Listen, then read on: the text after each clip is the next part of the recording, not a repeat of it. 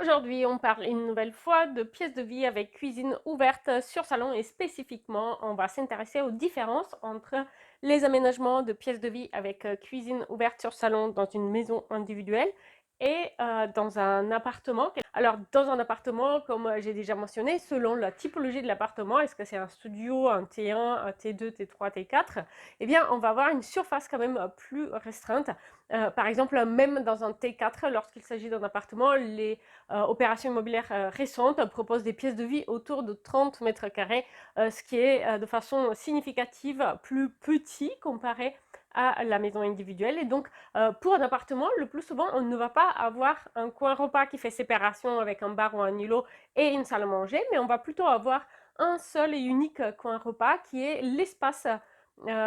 dédié au repas principal dans la famille. On peut avoir un aménagement avec une banquette, un aménagement avec une table qui prolonge un îlot ou une salle à manger traditionnelle, mais dans tous les cas, il va être difficile de le doubler avec un bar en plus.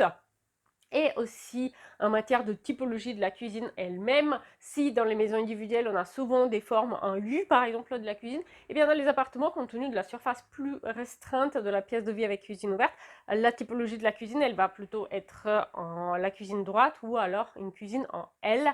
qui est ouverte, et donc dans le creux de ce L on va avoir notre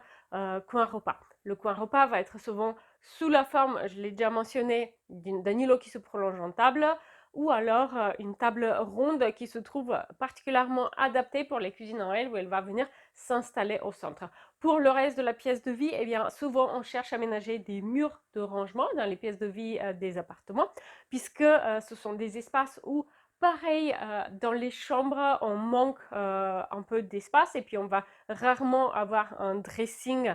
dédié à la chambre parentale. On va rarement avoir un très grand cellier. Et voilà pourquoi dans la pièce de vie, il reste très important de chercher des opportunités de rangement. Et voilà pourquoi les murs de rangement sont une solution assez intéressante.